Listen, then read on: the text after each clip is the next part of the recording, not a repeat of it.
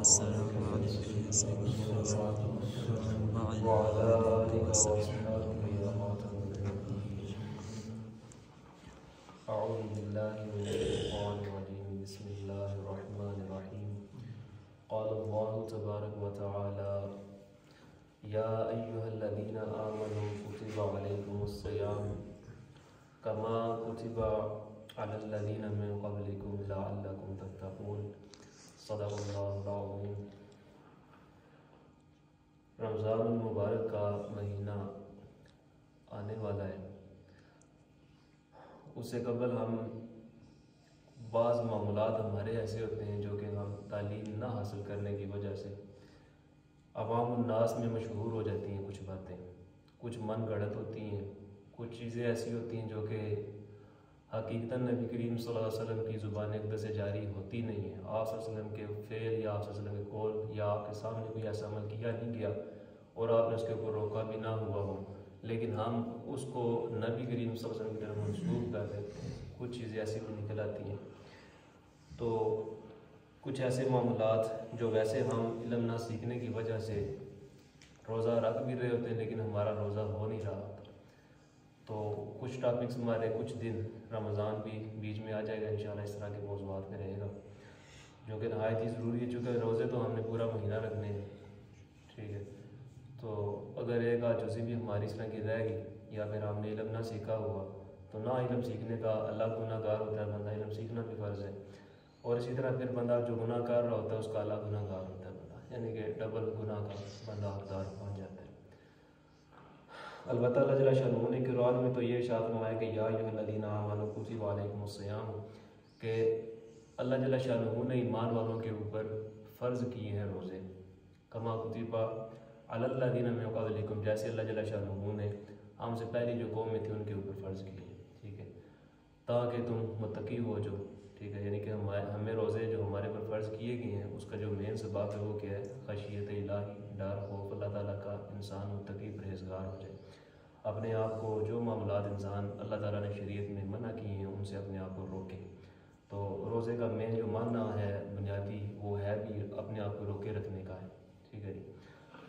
تو ایک تو ہم مبارک دینے میں رمضان المبارک کی مبارک، جیسے ہم جمعہ کے مبارک دیتے ہیں، رمضان کو خود بذات خود نبی کریم صلی اللہ علیہ وسلم مبارک کے لفظ سے بیان بھی فرمایا. ٹھیک ہے، تو رمضان مبارک کہنا جو ہے نا یہ ناجائز نہیں ہے.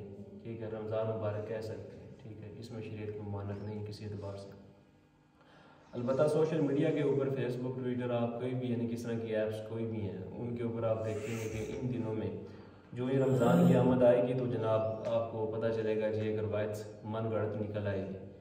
وہ جھوٹی روایت کیا ہے کہ جو بندہ رمضان کی حساب سے پہلے مبارک دے گا اس کے اوپر جنت واجب ہو جائے گی. ٹھیک ہے جی، اس کو جنت کا ٹکٹ ادھر ہی مل جائے گا. جنت حرام ہوگی، جنت ملے گی. البتہ نبی کریم صلی اللہ علیہ وسلم نے ارشاد فرمایا، بخاری اور مسلم کی حدیث مبارکہ کا یہ خلاصہ کلام ہے کہ من کذب علی متعمدا فلیتبوأ مقعدہ من النار، جو بندہ میری طرف جھوٹ کو منسوب کرے اس چاہیے کو اپنا ٹھکانہ جہنم بنا لے. تو وہ بندہ جو ایسا کام کر رہا ہے اپنے لیے کوئی ثواب کا کام نہیں کر رہا. بعض کا ہمارا ذہن ایسا ہوتا ہے کہ ہم ثواب کی نیت سے کام کر رہے ہوتے ہیں لیکن علم نہ سیکھنے کے سبب سے بندہ خود گناہ گار ہو رہا ہوتا ہے. تو جو چیز آپ صلی اللہ علیہ وسلم نے بیان کی ہی نہیں ہے اس کو اگر ہم اللہ جل شانہ کے نبی کی طرف اس کی نسبت کرتے ہیں تو وہ پھر کیا ہے؟ ایک جھوٹ ہے جو کہ ہم آپ صلی اللہ علیہ وسلم کی طرف منسوخ کر رہے ہیں. تو ایسے بندے کے لیے آپ صلی اللہ علیہ وسلم کی ارشاد میں کو اپنا ٹھکانہ جہنم بنا لے. ٹھیک ہے جی. تو اسی طرح مسلم اور بخاری کی حدیث کا خلاصہ کلام ہے کہ کسی بندے کے جھوٹا ہونے کے لیے کافی ہے کہ وہ سنی سنائی بات کو آگے بیان کرتے ہیں. ٹھیک ہے، تو اس میں ہوتا بھی یوں ہی ہے. ہم صرف دیکھتے کہ ہیں فیس بک کے اوپر سامنے حدیث مبارک آ گئی ہے، صرف دیکھ لیں گے حدیث مبارک ہے، ساتھ ہی ہم نے شیئر کر دینی ہے، تحقیق نہیں کرنی اس کی کیا واقعی وہ ہے یا نہیں. ٹھیک ہے، تو پھر اس طرح کیا ہوتا ہے کہ گناہ جاریہ کا سلسلہ جو ہے وہ شروع ہو جاتا ہے. اب ٹرانسلیٹرز جو ہیں وہ اور بھی کنٹریز کے ہوتے ہیں، اردو جاننے والے بندے اور بھی ہیں ایسے جو دو زبانیں جانتے ہیں. ٹھیک ہے، لیکن کافر ہے. اب سوشل میڈیا کا دور ہے، وہ تو ویسے اسلام کو کسی نہ کسی طریقے سے بدنام کرتے رہتے ہیں. وہ پھر اپنی طرف سے پھر کیا کرتے ہیں؟ ایسی چیز بنا کے باقاعدہ بنا کے آپ کو بتائیں گے کہ ہمیں یقین حاصل ہو جاتا ہے واقعی جی ایسا ہوگا.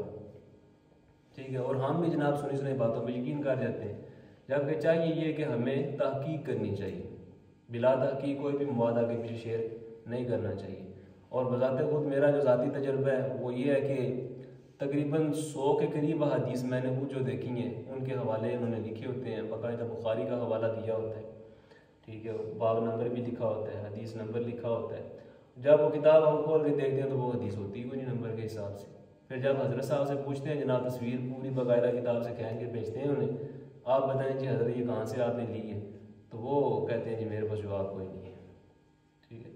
تو اسی طرح ایک محترم تھے، وہ نئے نئے فیس بک کے اوپر آئے اور انہوں نے ایک حدیث مبارکہ اپلوڈ کی آتے ساتھ ہی کہ میں علم کا شہر ہوں، علی اس کا دروازہ ہے، ابوبکر اس کی دیواریں ہیں، عثمان غنی اس کے پلر ہیں، عمر فاروق اس کی چھت ہے، پورا مقبرہ بنا کے اس نے پیش کر دیا ادھر، ٹھیک ہے۔ تو ساتھ بخاری کا ماشاءاللہ سے حوالہ دیا، حدیث مبارکہ کا نمبر دیا، باب نمبر دیا، کتاب کھول کے دیکھی میں نے، نمبر کے اعتبار سے وہ حدیث مبارکہ اور تھی، جو انہوں نے بیان کی وہ نہیں تھی، ٹھیک ہے۔ میں نے وہ تصویر ان کو سینڈ کی، تصویر جب سینڈ کی تو پھر ان سے پوچھا جناب آپ بتائیں جی کہاں پہ آپ یہ کون سی بخاری جس میں یہ لکھی ہوئی حدیث مبارکہ جو آپ نے بیان کی؟ وہ خیر اس بندے نے سرچ کی، تحقیق کی، تو پھر اس نے بتایا جی مستند الفاظ جو ہے نا وہ ترمذی شریف میں لکھے ہوئے کہ میں حکمت کا شہر ہوں، علی اس کا دروازہ ہے، باقی وہ ضعیف الفاظ ہے کہ میں علم کا شہر ہوں، علی اس کا دروازہ ہے۔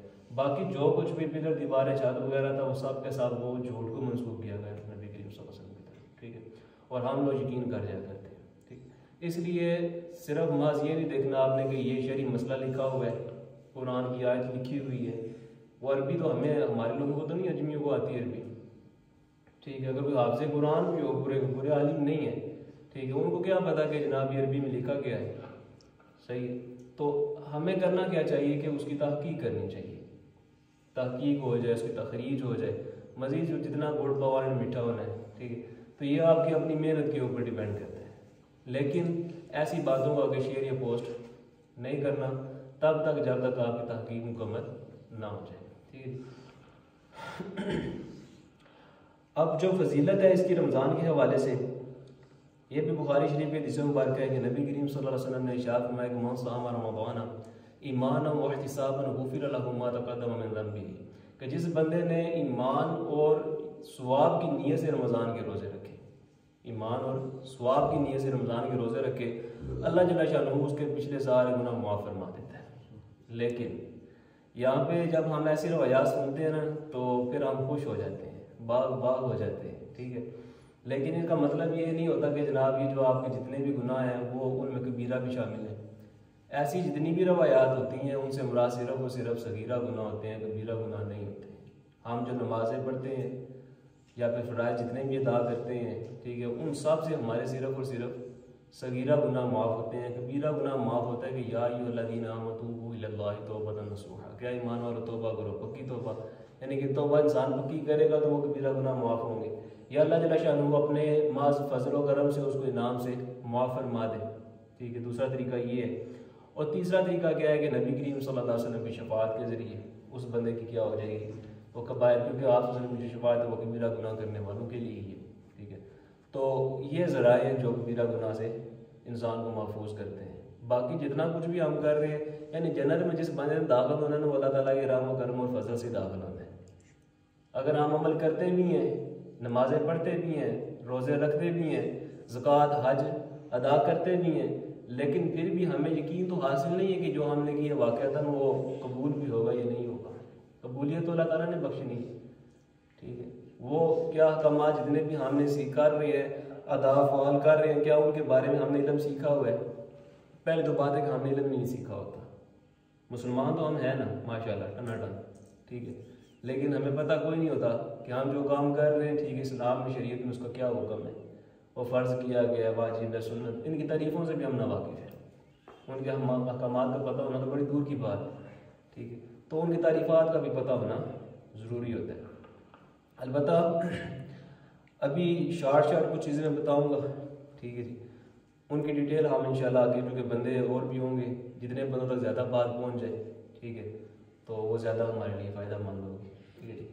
ایک تو آپ نے جب ہم افطاری کرتے ہیں، ٹھیک ہے، دلائل میں ہم بخاری کے اور دیگر کتب کے دیں گے، ٹھیک ہے، لیکن بعد میں دیں گے، ابھی صرف ہم نا کہہ لیں کہ خلاصہ کلام کے طور پہ یہ باتیں ذکر کر رہے ہیں۔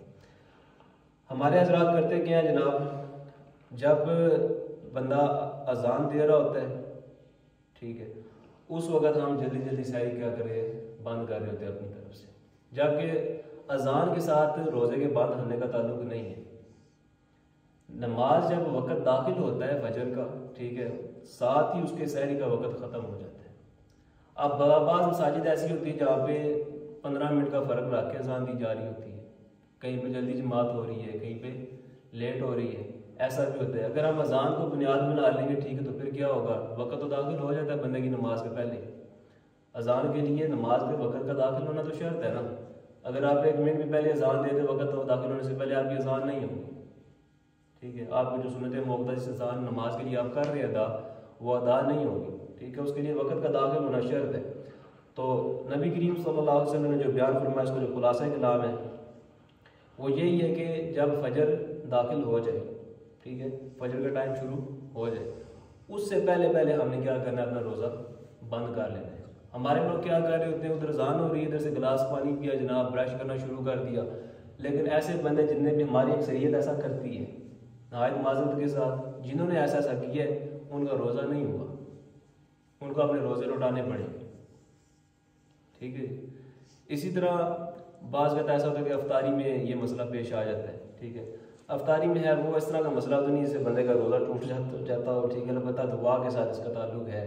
جیسے ہم دعا پڑھتے ہیں، جی اللہم انی لک صمت وبک آمنت وعلیک توکلت وعلی رزقک افطرت، ٹھیک ہے۔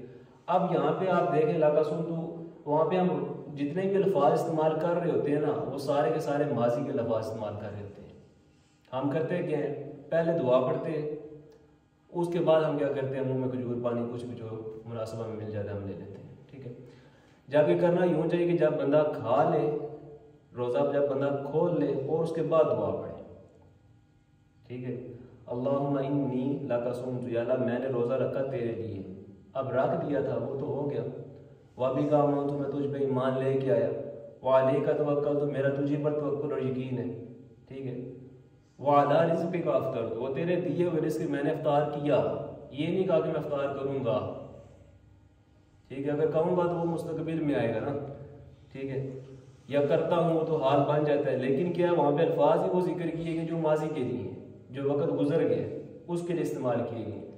تو لہٰذا ہم نے جب روزہ کھولنا ہے تو پہلے کیا کرنا ہے، ہم نے روزہ کھولنا ہے، ٹھیک ہے، دعا ہم نے کیا کرنا ہے اس کے بعد پڑھنی ہے، ٹھیک ہے۔ جو سنت طریقہ ہے اصل میں دعا کو اگر آپ مد نظر رکھ لیں تب بھی سمجھ میں یہی آتا ہے کہ پہلے آپ نے کیا کرنا ہے، روزہ کھولنا ہے اور اس کے بعد پھر آپ نے باقی معاملات کرنے ہیں۔ تو ابھی تک اتنے ہی فی الحال کافی ہے، ٹھیک ہے، لیکن خلاصہ کلام یہ ہے کہ آپ نے کسی قسم کی اگر کیونکہ رمضان شریف کی آمد ہے تو آپ نے جوش میں آ کے جناب وہ جو غلط پوسٹیں ہیں شیئر کرنے کی ضرورت بالکل بھی نہیں ہے۔ اگر کوئی کرتا ہے، ٹھیک ہے، تو آپ اس کو روکیں، اسے حوالہ طلب کریں، جناب کدھر لکھا ہوا ہے، ٹھیک ہے، انشاءاللہ قیامت تک وہ حوالہ نہیں دے سکے گا کیونکہ حوالہ ہے ہی نہیں ہے۔ موضوع حدیث مبارک حدیث وہ موضوع جو ہوتی ہے نا وہ حدیث ہوتی ہی نہیں ہے، وہ جھوٹ ہوتا ہے جو کہ آپ سے سننے کی طرف گاڑ کے لگا دیا جاتا ہے، ٹھیک ہے۔ تو البتہ ایسی کوئی فضیلت موجود نہیں ہے۔